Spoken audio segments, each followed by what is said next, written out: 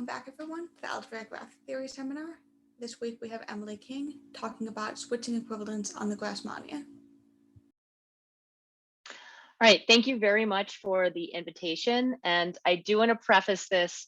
I got suckered into being the outside member on a hiring committee for high energy particle physics, which I know nothing about. And the process has been soul crushing, needless to say.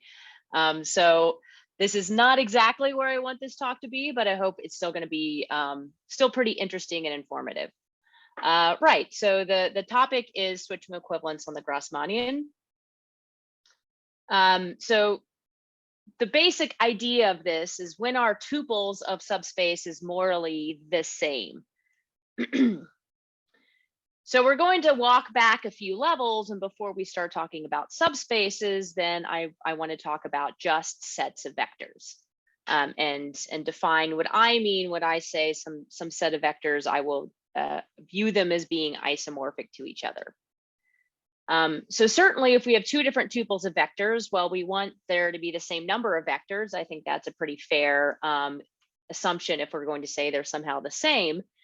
And we probably want them to be in the same ambient space or for them to span the same space.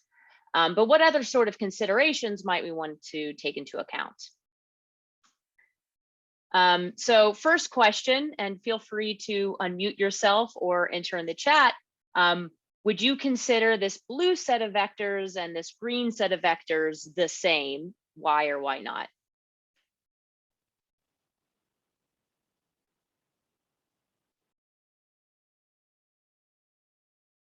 Any thoughts?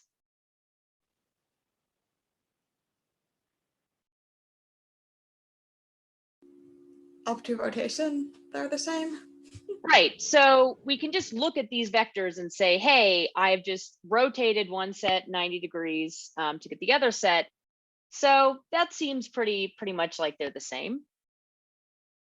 Now, what about this red set of vectors? We consider this to be the same as the blue and or the green set of vectors. Any thoughts?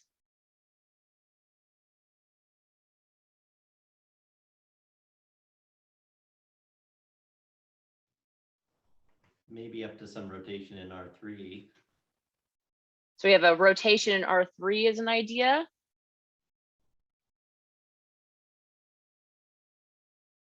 I mean, certainly this is just up to definition, right? Whatever you want to define as equivalence is how you define equivalence.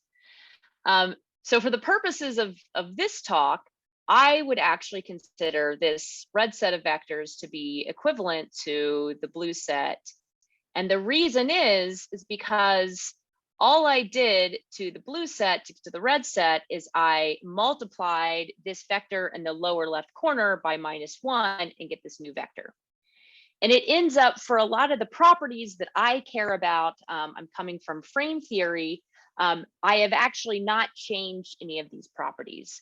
So in particular, if I think about the lines that each of these vectors are spanning, then in both the blue case and the red case, I'm getting the set of lines that are sort of dividing R2 into 6 equal wedges.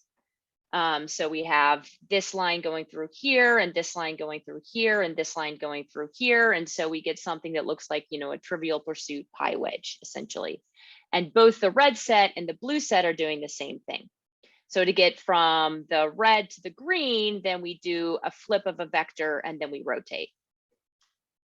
And then there's this weirdo orange set of vectors, which I think I would in general say that it's not the same, but there's going to be at least one regime where I would say that these vectors are the same. But I think most people would look at those vectors and say, no, that's way too different.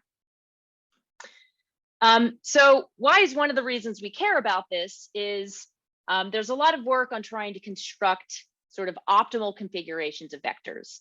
And the question is, if you construct something that has, at least numerically, very similar properties, you want to know, is this actually something new? Have I come up with a new type of construction? Because even if it's giving you something with the same number of parameters, then it's possible that you've opened the door to a new class of constructions. So it's important to be able to know whether or not you've constructed something new. And here it's just a little plug for something that two co-authors and I, Dustin Nixon and John Jasper, called the Game of Sloans in honor of Neil Sloan. And the idea here is we're trying to gamify the search for optimal packings in complex projective space, hoping that it pushes people to work on trying to improve these numerical packings, so then we can try to come up with exact packings. Okay, so let's go back to these four sets of vectors. And when I think of vectors, I'm often thinking of columns of a short fat matrix.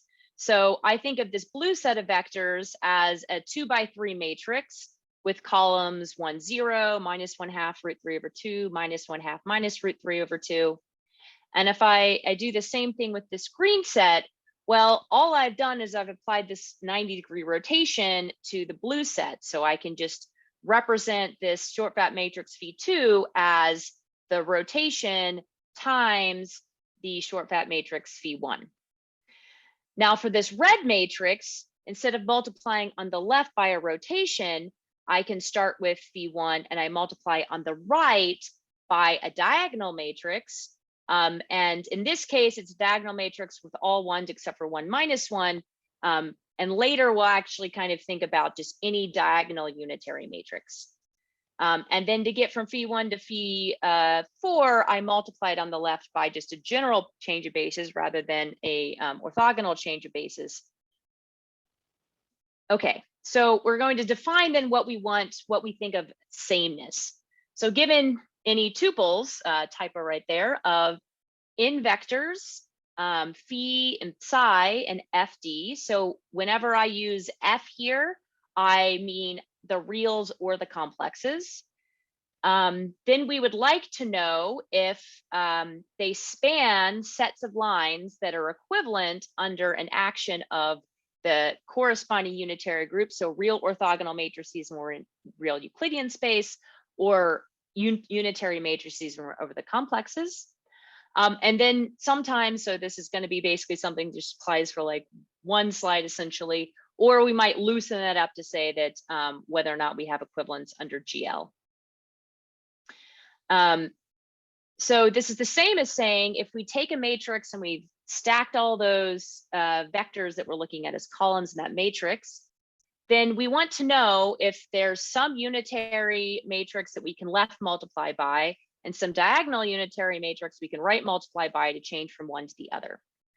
And we're going to call this isomorphic up to linear isometry, ILI, because this is what we'll call it later on when we generalize things to subspaces. But this has, in certain contexts, a lot of other names. So switching equivalence, which is the name I use in the title because it has a very strong connection to graph theory, as well as projective unitary equivalence and likely many other names. Now, if you notice, I've been kind of playing fast and loose.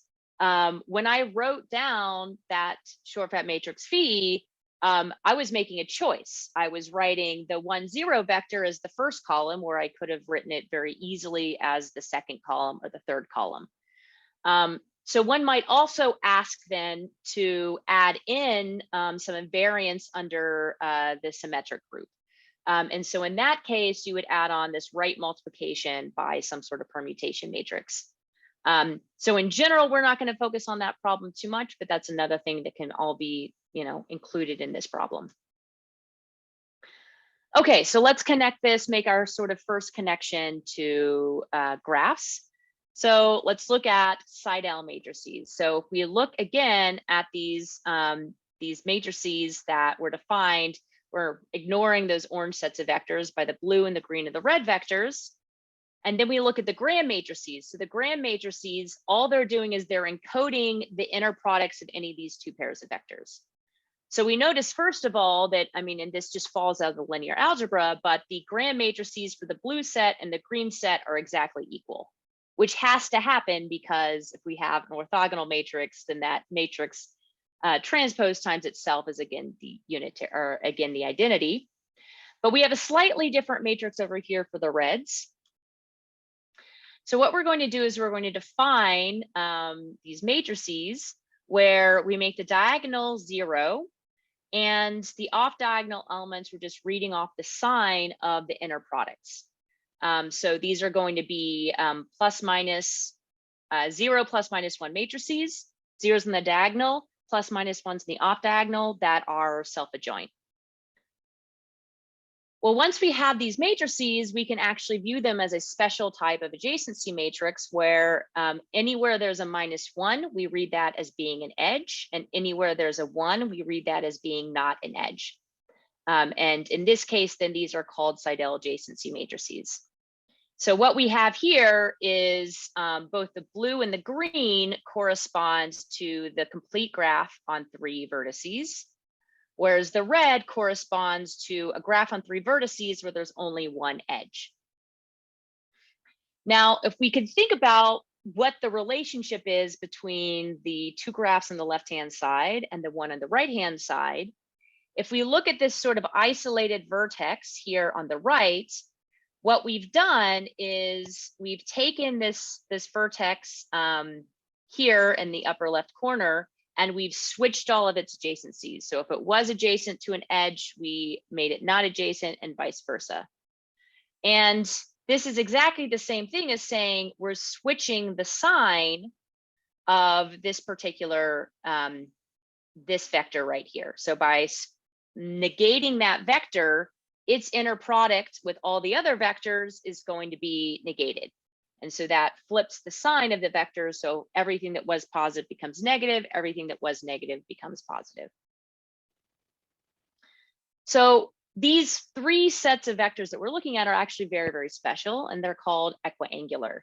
So we define a set of vectors to be equiangular if the inner product of any vector with itself is 1, and the inner product of any 2 distinct vectors has absolute value that's constant. Now, why do we care about the absolute value? Because even though we're playing around with vectors, because vectors are something that are far more tractable, something we can compute with, what we're thinking in the back of our head are lines. So we're actually thinking about subspaces, just these one-dimensional subspaces. So if we look at, say, these vectors x in blue or x in red and y in blue, then if we just took the inner product of those vectors, what we get would be the cosine of this green angle. But instead, what we want is we want to read off what is the acute angle, or at least the non-obtuse angle in the case of orthogonality, of the lines that these vectors span. And when we take the absolute value of their inner product, then we're going to get the cosine of this orange angle, or at least this is the interpretation in real Euclidean space. So it's a fact that each tuple of non-orthogonal real vectors phi corresponds uniquely to a finite simple graph via the Seidel matrix. So we can always take the vectors and see what we did before, where we take their Graham matrix, all the off-diagonal entries in the real space for real Euclidean equiangular lines are going to be plus minus something. And we just read off the signs of those inner products, and that gives us a Seidel matrix. We can work in the reverse direction because we have spectral theory. So if we take any sort of matrix that has zeros in the diagonal, plus minus 1's the off diagonal, that is self-adjoint, then we can work our way backwards, and the spectrum of this matrix will sort of tell us how we can work our way to this and what needs to be added to the off diagonals to make this work. So there is this one-to-one correspondence. Okay, so switching equivalence then. If we have one finite simple graph may be attained from another by just flipping the adjacencies of a sequence of vertices, then we call them a switching equivalent. And the fact is that the parity of the edges on all induced subgraphs of 3 vertices uniquely determines the switching equivalence class. So if we look at our example from before, we had, well, there's only one induced subgraph on 3 vertices because we started with a graph on 3 vertices. And here we have 3 edges, and here we have 1. And if you work things out, you could see if you negated one of the other vectors and or if you changed the adjacencies of another pair of vertices, what you would end up getting is every possible graph that has on 3 vertices with just one edge, plus the complete graph on 3 vertices, and you couldn't get to anything else. And similarly, if you started with a graph with 2 edges on 3 vertices, then no matter what moves you do, you're only going to get to the other graphs that have 2 edges. So this parity ends up like, this gives you everything you need to know about switching equivalence to the graph. So when you piece everything together, it works. So the proof of this fact is kind of, yeah, there's a lot of cases and you're tracing things through, but it's not a hard proof. It's just something that's kind of technical with some bookkeeping. So in any case, if you look at the parity of the edges and all then do subgraphs of 3 vertices, this uniquely determines a switching equivalence class, and also determines a sort of associated hypergraph called a 2 graph, which can be thought of as just the equivalence class. So what's going on the vector side when we're doing this switching? So on the vector side, switching the adjacencies corresponds to choosing a different vector in the line. So if we have a set of real equiangular vectors and we multiply one of those vectors by -1, we just get another orthonormal basis for the line that we're considering. So we can think of these equivalence classes as just being something that's very inherently projective. They're just representing these sets of real equiangular lines. And if we think about it a little bit more, how did we form these graphs? So the Seidel adjacency matrix had +-1s, and we drew an edge whenever there was a -1 on the corresponding vertices. So if there's an odd number of edges, then that means that we have either 3 different negatives in these inner products, or we have 1 negative in the inner product. But in any case, if we're multiplying these together, then if we have these things are all say -1/2, -1/2, -1/2, or 1/2, 1/2, -1/2, in both cases, if we just multiply together the corresponding inner products, we're going to get -1/8. And if there was a triangle with 2 edges, then and the inner product had absolute value 1/2, then we would get +1/8. So the corresponding set of real equiangular vectors, the parity of the edges corresponds in the signs of these triple products of inner products. So let's kind of define our general one-dimensional problem. We have 2 tuples of vectors in tuples in d-dimensional space. Then if there exists some sort of diagonal unitary matrix such that we can conjugate the grand matrix of one to get the grand matrix of the other, then we're going to call this isomorphic up to linear isometry, which is, depending on how you explicitly define these things, could also be called switching equivalent or projectively unitarily equivalent. Okay, so just a quick comment that if you allow permutations, and this is something that's graph isomorphism hard, so we're just kind of going to sweep that under the rug for now.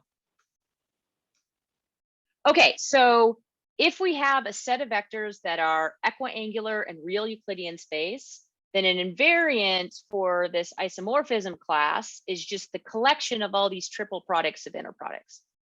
But what we want is we want something that's an invariant, not just for these particular class of vectors.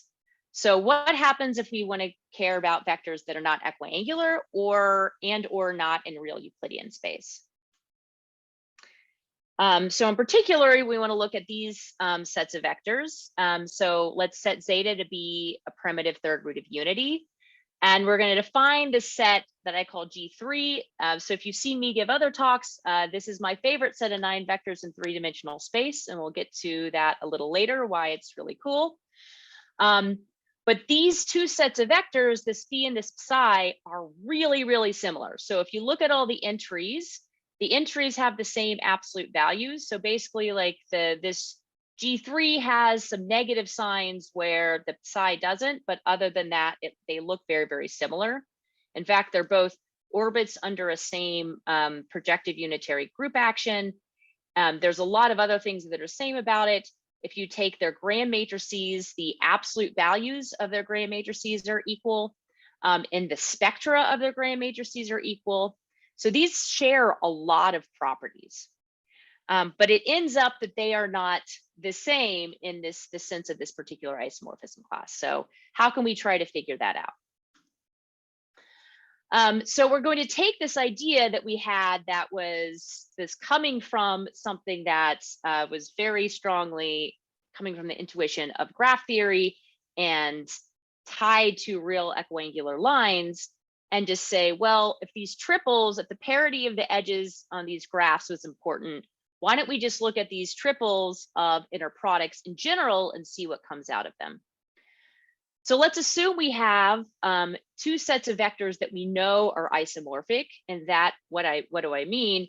That there's some unitary that I can left multiply by, and some unimodular constant that I can right multiply by each vector in order to get from one set to the other.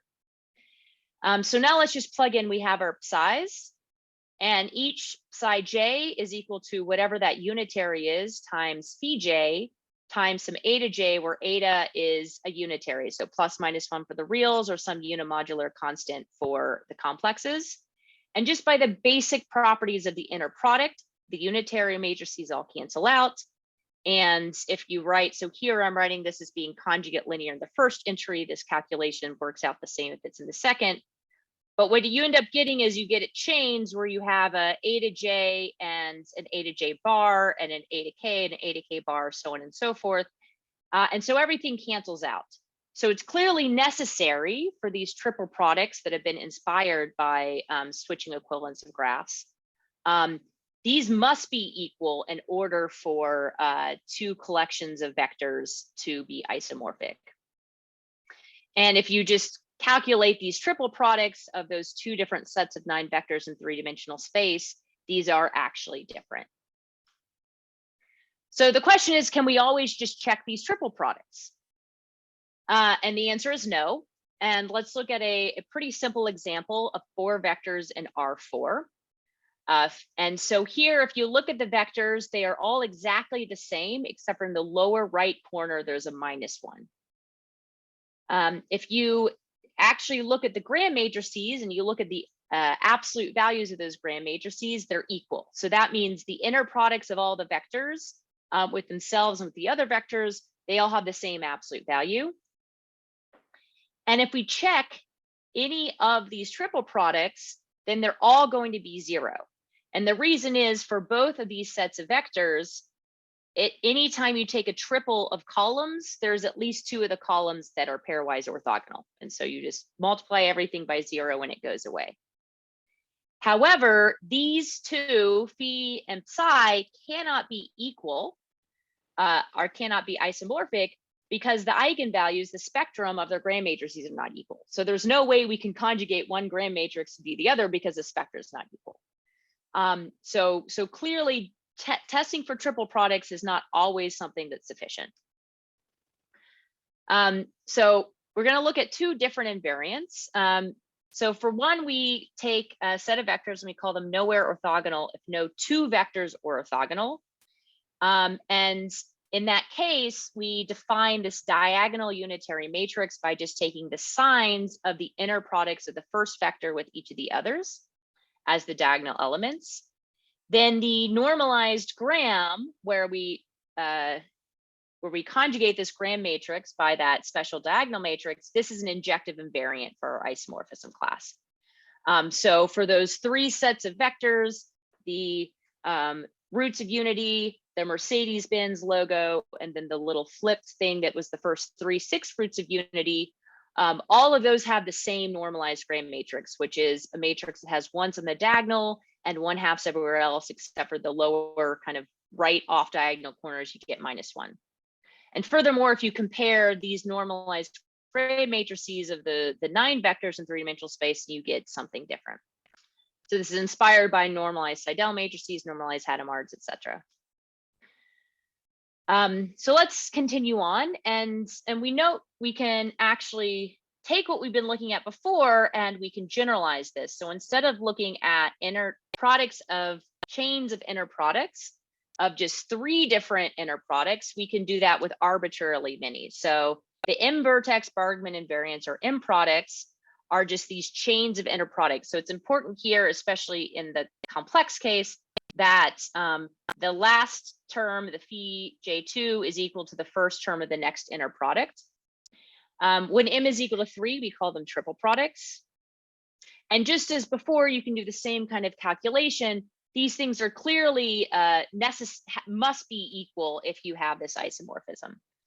And furthermore, when we have the phi j that we're using are actually unit vectors, then we can play this little trace trick by saying, well, the trace of a scalar is just a scalar. So this product of inner products is just equal to the trace of the inner products.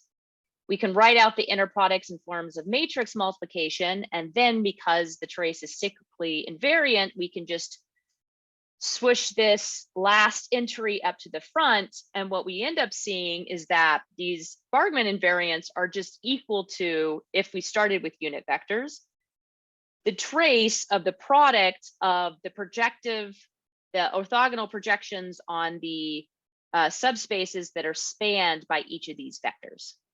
And we're going to make use of this later when we try to generalize up into higher for higher dimensional subspaces. So when this phi is nowhere oh, sorry, I meant to erase that slide. So let's start over. Let's skip that slide here. So let's take a set of vectors and we're going to define a different sort of graph defined on these vectors. So first of all, these vectors are not necessarily real or Euclidean. We're going to find the so-called correlation network, which has as vertices the vectors in this tuple of vectors. And we define an edge if the inner product of two vectors is not equal to 0. So it's very straightforward definition. If this graph is connected, then the triple products, so the 1 products, the 2 products, and 3 products form an injective invariant for our isomorphism class. And the proof of this is actually pretty nice. You take a spanning tree of the correlation network and you're able to kind of trace things back with the spanning tree. And then these triple products come in because you look at all the edges that when you add in the edge, that forms like a unique cycle. And then you can look at the triple products formed from that cycle. So for arbitrary phi, as long as you take all the Bargmann invariants, all the M products up to the number of vectors you have, then that suffices. And the nice thing about this is this is an invariant that can also sometimes give you information about whether or not you can permute the vectors to get what you want. So when we had those 2 sets of 9 vectors in 3-dimensional space, the number of triple products equal to -1/8 was different in the 2 different ones. So you know that it's not just that there's some sort of relabeling of the vertices that's hiding in there, because you can just count these different products. So these products give a bit more information than the normalized Grand matrices. Okay, what about subspaces? So that was kind of what the advertisement for this talk was about. So just like before, where, okay, we're thinking about lines, but lines are something that's not something that you can compute with very easily. We want to think about r-dimensional subspaces where r is not necessarily equal to 1. So basically points on the Grassmannian. And we want to figure out if these things are the same. So how are we going to find what the same is? So first, just to make things tractable, we're going to fix orthonormal bases for each of the subspaces that we're looking at. So we're going to call A sub I an orthonormal basis for the ith subspace of phi, and B sub I an orthonormal basis for the ith subspace of psi. Then we're going to define them to be isomorphic up to linear isometry. So one can view this as being a sort of generalization of switching equivalence, the Grassmannian. If there exists a unitary matrix of the size of the space that we're living in, and a block diagonal matrix where the block sizes are the sizes of the subspace. So what are we doing here? So we're making another short fat matrix, and the columns are, well, first we take the columns orthonormal basis for the first subspace, then the vector is the orthogonal basis for the second, so on and so forth. And if we multiply that on the left by our unitary matrix, that's just a change of basis. And on the right, we want to take into account, so now it's not just multiplying by unimodular constant to flip a vector. We can do anything with an R by R unitary to sort of do a change of basis of any of these orthonormal bases to get another one. So we right multiply by this block diagonal unitary matrix where each of the block sizes corresponds to the dimensions of our subspace. So this is now our problem. We want to know, given two tuples of subspaces, or more specifically, given two tuples of sets of orthonormal vectors in sets of R orthonormal vectors in d-dimensional space, does there exist some unitary and some block diagonal where we can multiply out with this? So as before, we're really going to be looking mainly at these gram matrices, or that's going to be one of our focuses. So we define subspaces U and V to be nowhere orthogonal if the intersection of one and the orthogonal complement of the other, or the orthogonal complement of one and the other, is always equal to 0. Then whenever we have an n-tuple of nowhere orthogonal two-dimensional subspaces, then there exists an explicit algorithm to construct an injective invariant for this isomorphism class from the gram matrix of the set of these orthogonal bases. And it's basically a very similar idea of we can kind of construct things through like a related graph. And it's similar in spirit with the gram matrices that have all positive first row and first column. So a couple of comments on this. First of all, I'm going to link in the last page to my website, and we do have, it's a pretty quick little implementation of this. Another thing that might sort of jump out is you might be wondering, okay, why the two-dimensional subspaces? And so we did come up with an algorithm that worked for higher dimensional subspaces, but the algorithm didn't work for particular classes of subspaces that are considered to be optimal. And since our purpose of kind of creating these algorithms and exploring this was trying to say, hey, do we have new optimal kinds of configurations, we decided not to include it. So we can kind of dig into other things using H-star algebra representations and quiver representations to actually come up with explicit algorithms to construct traces of words of projections that are injective invariants for this isomorphism class that generalizes the M products of vectors. So just like we could say with the vectors, whenever we take a trip or an M product, that's the same of taking the trace of some word of projections onto the one-dimensional subspaces. We can find some finite set of words that we form on these projections such that the traces give us an invariant. And there's been a lot of work saying, yes, there's a finite set, and let's squeeze down the finite set, squeeze down the finite set. But it's still a lot of times can be very, very high in general. And so what we've done here is we've actually created this is code that's also on the website. We've created a way to sort of leverage H-star algebra representations to build up these words. And then once you have the set of words, then you're able to just compute the traces of the words on the corresponding projections. And that gives you an invariant for these different subspaces. So I said this is going to be, those orange vectors are going to correspond to something that's basically on one slide. So if we replace the unitary matrices with general linear matrices in our definition of what we mean to be isomorphic, then it ends up that you only need to solve certain homogeneous linear equations up to a certain hypothesis. So I don't want to focus too much on this. Yeah, maybe I'll stop here. Are there any questions about this first part?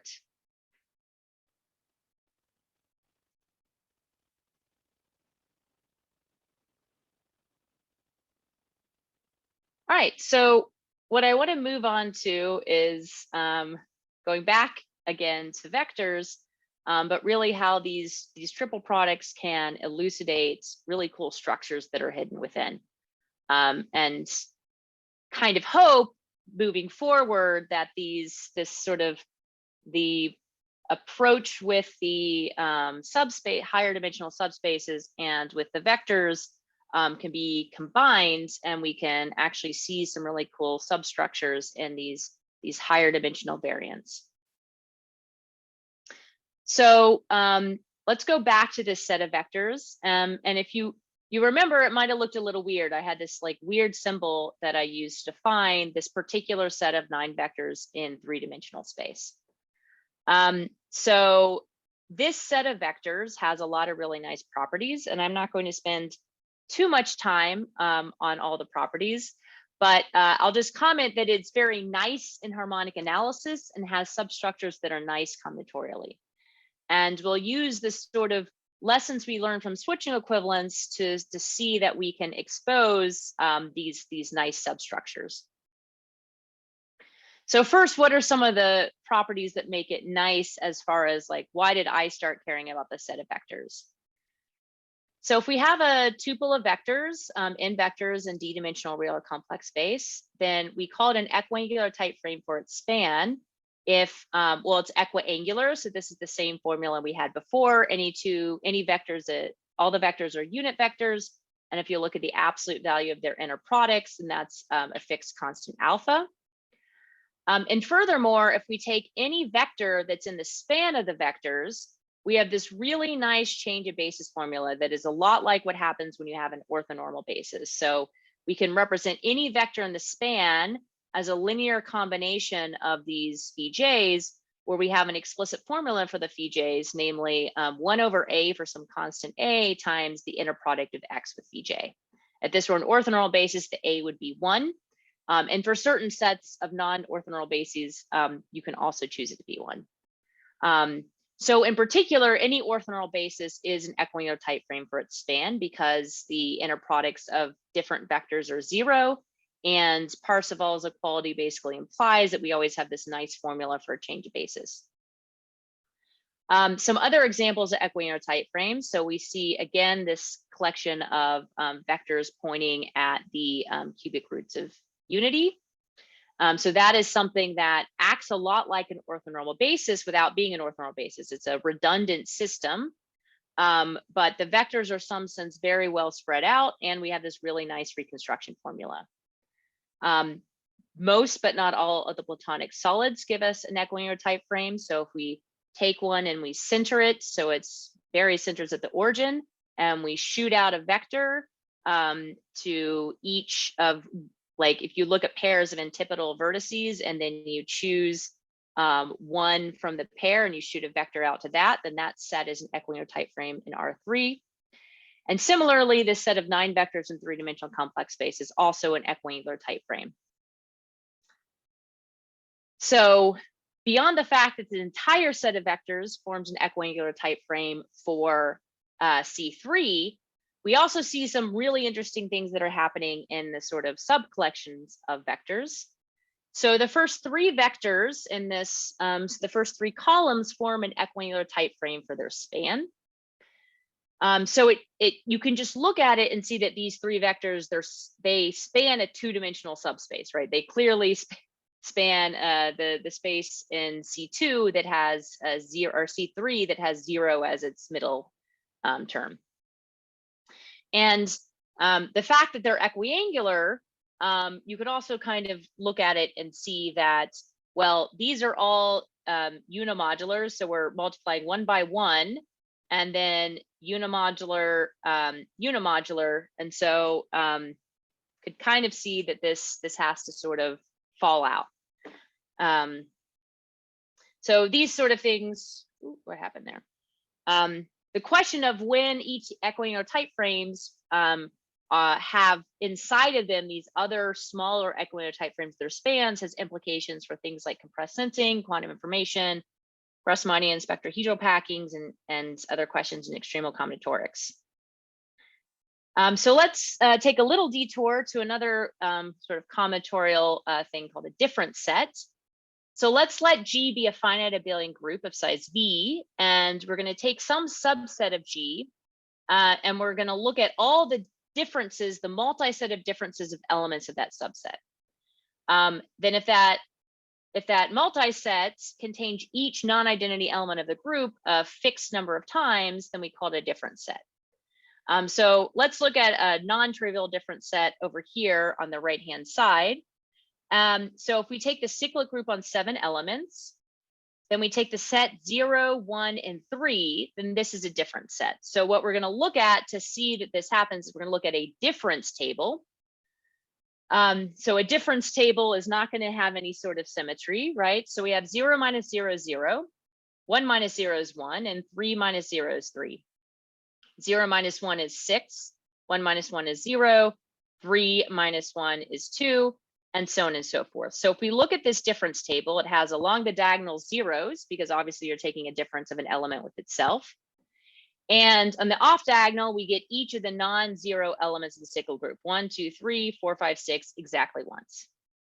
A trivial example of a difference set, if we have a 3, 2, 1 difference set in the cyclic group of order 3, is we just take the non-identity elements 1 and 2, and then we get this little 2 by 2 piece here.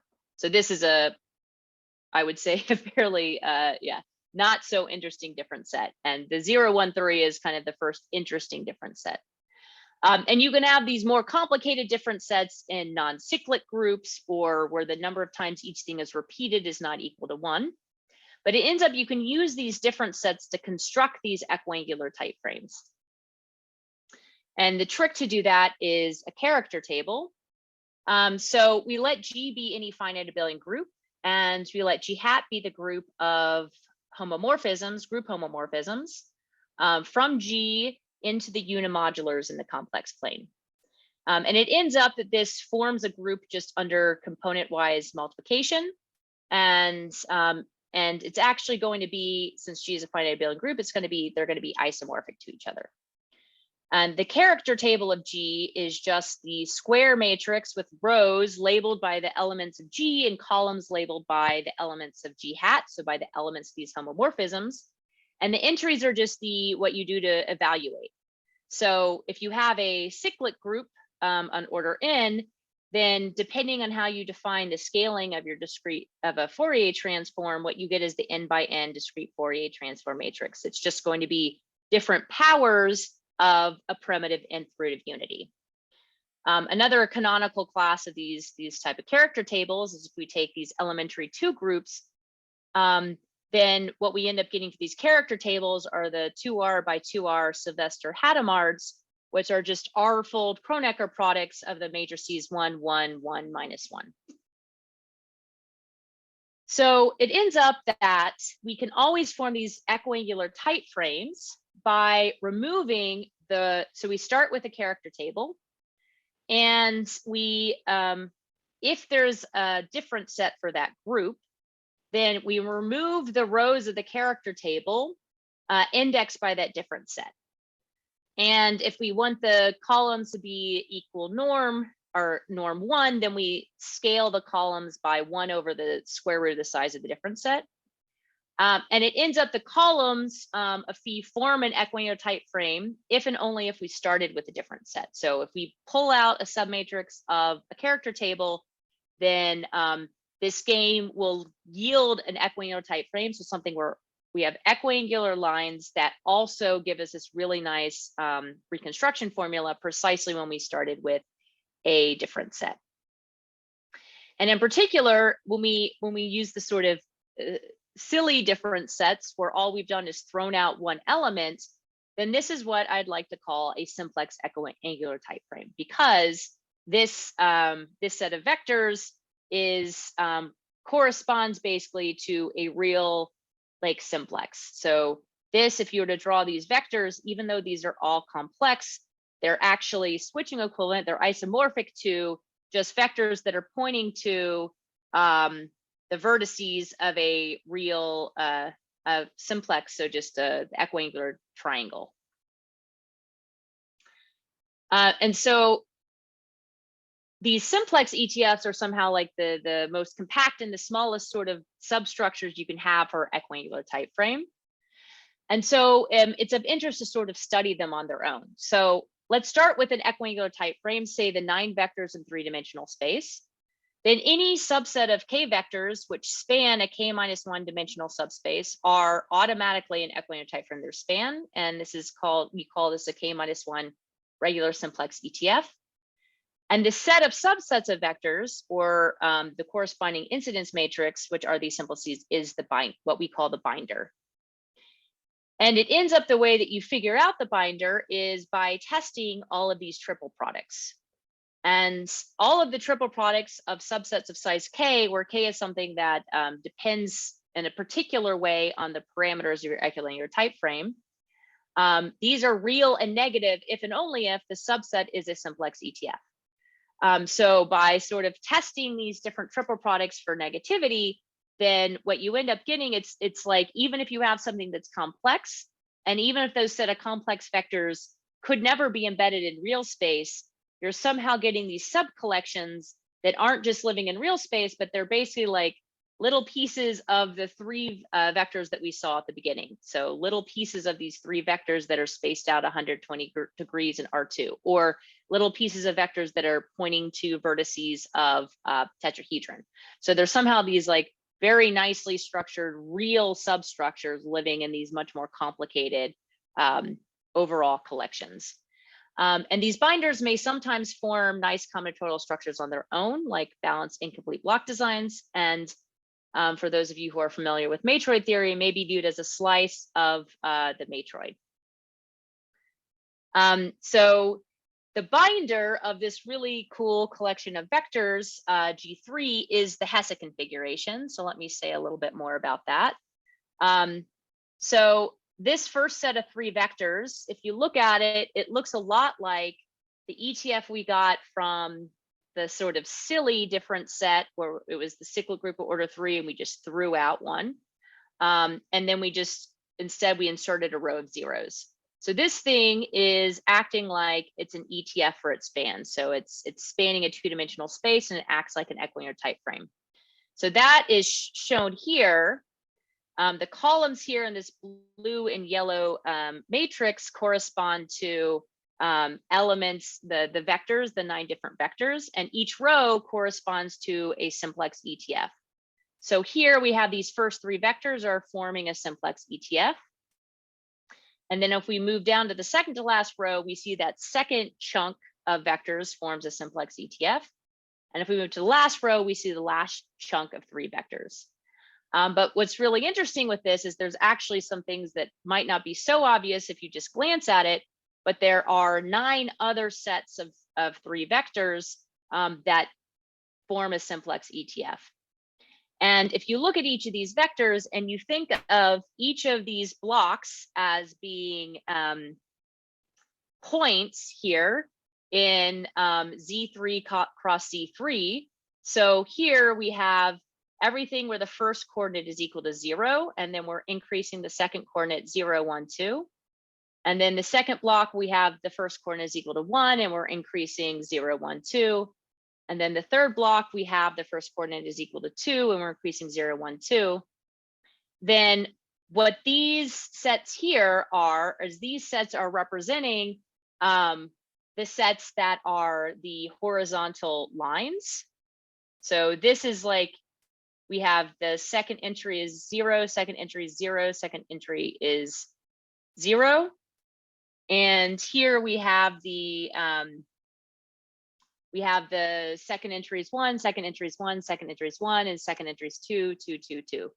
And similarly, so actually what these are precisely all the 12 lines that are in the plane over the field of 3 elements. So this is something that's kind of cool that you can see by like keeping track of these different triple products that are coming from this idea of switching equivalence. And I'll make a comment that this other set of 9 vectors in 3-dimensional space and most other sets of 9 vectors in 3-dimensional space that are equiangular type frames have a very simple binder in that it's only the first 3, the middle 3, and the last 3 that are linearly dependent in that way. So this is just filled with text, and all I want to say is this this thing can be generalized, this construction can be generalized to higher dimensions where you can actually build up some sort of group invariant collections of vectors that are optimal in some sense. And it ends up, if you keep track, if you look at all the collections of vectors where all their triple products are real and negative, then it forms a seemingly new sorts of combinatorial design, a certain type of balancing complete block design. So yeah, I thank you for your attention, and for software and publications, go to my webpage. And there are some talks that might be of interest in the Codes and Expansion seminar, which I co-organize. And sometimes we have some cool combinatorics and graph theory talks there. So thank you again for your attention. Thank you very much.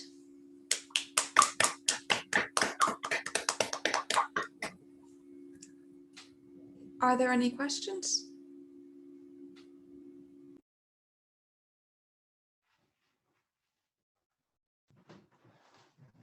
I'd like to ask about your project, your Game of Sloane's project.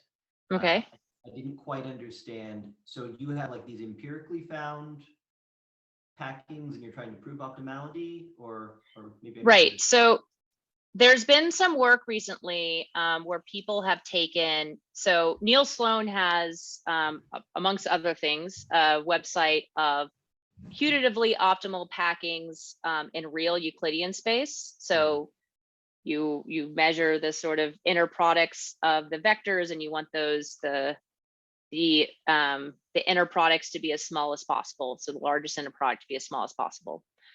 Some of those packings are good enough, numerically good enough, that people have been able to take them and construct exact, like explicitly defined vectors, and then prove that that explicitly set of defined vectors is actually optimal. And between that and the fact that we are also inspired by the work by Appleby, Chin, Waldron, and I think I'm missing a couple of co-authors, where they actually took really, I don't know if you're familiar with Zauner's conjecture, but it considers sort of optimal packings of D squared vectors in D dimensional complex space. And there's some sort of conjectures connecting the existence of these vectors. So the Zauner's conjecture says that such set of vectors exists for all D. And there's a sort of sub-conjecture that says, well, if they do exist for a D, then there's some connections to some algebraic number theory. And so what this group did is they took, again, really good numerical approximations of what would be a packing, and then they sort of imposed upon it these assumptions about what sort of Galois fields the entries had to live in. And then they were able to push it to something that they could make explicit, and then like prove that it was optimal. So what we wanted to do is like start things off by trying to find some optimal packings of complex vectors, and then put those out on the web and ask for submissions with the hope of like really pushing this to being something where a packing is good enough that someone could take that and then like sort of exactify it and prove it. Gotcha.